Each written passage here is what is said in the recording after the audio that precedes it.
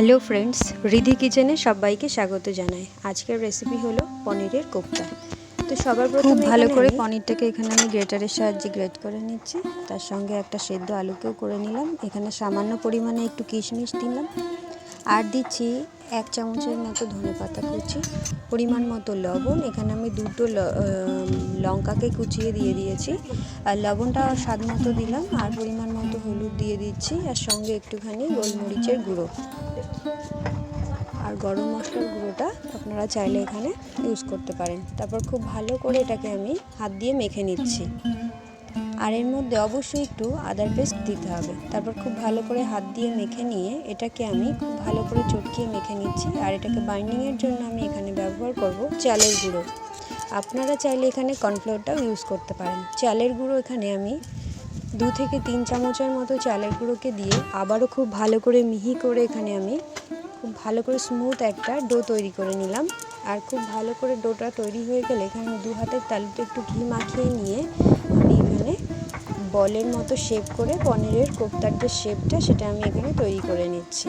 এখানে দেখুন সবকটা আমার রেডি হয়ে গেছে। আমি এখানে 250 গ্রাম পনিরের মতো দেখাচ্ছি, আপনারা পরিমাণ মতো বাড়িয়ে নিতে পারেন। তারপরে ভাজার জন্য আমি এখানে সানফ্লাওয়ার অয়েলটা ইউজ করছি। তেল যখন খুব ভালো করে গরম হয়ে যাবে, তারপরে আমি এর মধ্যে এক এক করে বলগুলোকে ছেড়ে খুব ভালো করে লাল করে ভেজে নেব। যারা যারা আমার চ্যানেলকে এখনও সাবস্ক্রাইব করেনি তাদেরকে সাবস্ক্রাইব করার জন্য একটা ছোট অনুরোধ রাখলাম, আর যারা সাবস্ক্রাইব করেছেন তাদেরকে আমার অসংখ্য ধন্যবাদ। চলুন আমি এখানে পরপর বলগুলোকে খুব লাল করে ভেজে নিচ্ছি। এখানে বলগুলোকে সবকটা খুব লাল করে একটু লালচে ব্রাউন করে ভেজে নেওয়ার পর আমি তারপর আপনাদেরকে দেখাচ্ছি গ্রেভিটা কিভাবে আমরা তৈরি করব। দেখুন এখানে আমার বলগুলোকে ভেজে আমি তুলে নিয়েছি। সামান্য পরিমাণে একটু সর্ষের তেল দিয়ে দিচ্ছি, আর ফোড়নের জন্য দিচ্ছি একটু গোটা জিরে। তারপর তেলটা যখন খুব ভালো করে গরম হয়ে যাবে, ওর মধ্যে আমি সামান্য পরিমাণে জিরে দিয়ে তারপর এক এক করে সব মশলাগুলোকে অ্যাড করব।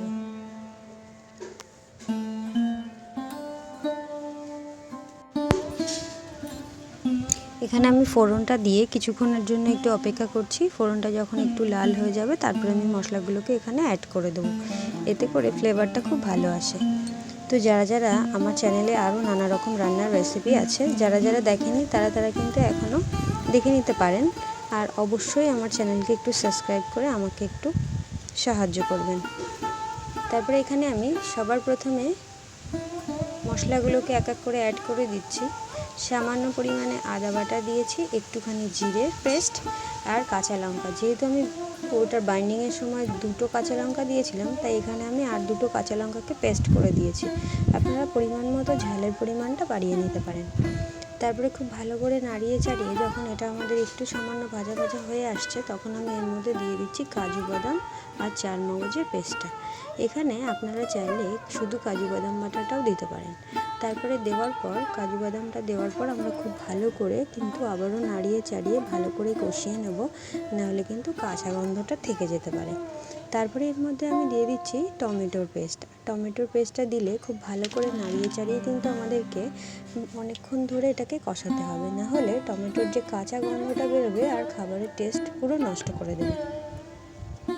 তারপরে আমি এখানে যখন টমেটো থেকে জলটা ছাড়তে শুরু করেছে, তখন খুব ভালো করে এই সময় গ্যাসের ফ্লেমটা অবশ্যই একটু লো করে রাখতে হবে। তারপরে খুব নাড়িয়ে চাড়িয়ে যখন তেল ছাড়তে শুরু করবে, এর মধ্যে দিয়ে দিতে হবে লবণ, সামান্য পরিমাণে হলুদ গুঁড়ো। লবণ আর হলুদ গুঁড়ো দিয়ে খুব ভালো করে যখন কষিয়ে নিয়ে তেল ছাড়বে, তখন এর মধ্যে আমি দিয়ে দেবো সামান্য পরিমাণে চিনি। চিনিটা আপনারা পছন্দ মতো ব্যবহার করতে পারেন। যদি মিষ্টি না পছন্দ করেন সেক্ষেত্রে চিনিটা দেওয়ার দরকার নেই, নাহলে আপনারা চিনিটা ব্যবহার করতে পারেন।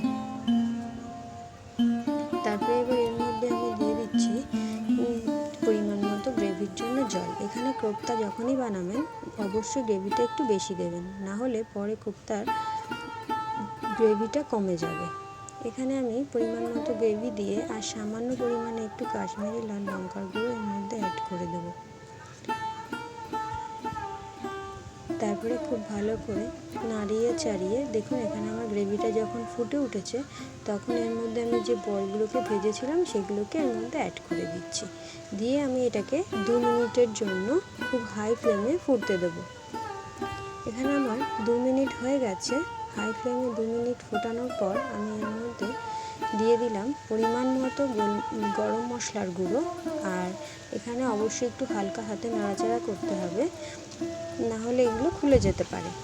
খুব ভালো করে আর একটু ফুটিয়ে নিয়ে এর মধ্যে দিয়ে দিচ্ছি পরিমাণ মতো ঘি আর গরম মশলাটা দেওয়ার পর আমি আরও প্রায় 1 মিনিটের মতো একটু ফুটিয়ে নিয়েই কিন্তু আমার গ্রেভিটা রেডি হয়ে যাবে। রেসিপিটা ভালো লাগলে অবশ্যই লাইক করে সঙ্গে থাকবেন। ধন্যবাদ।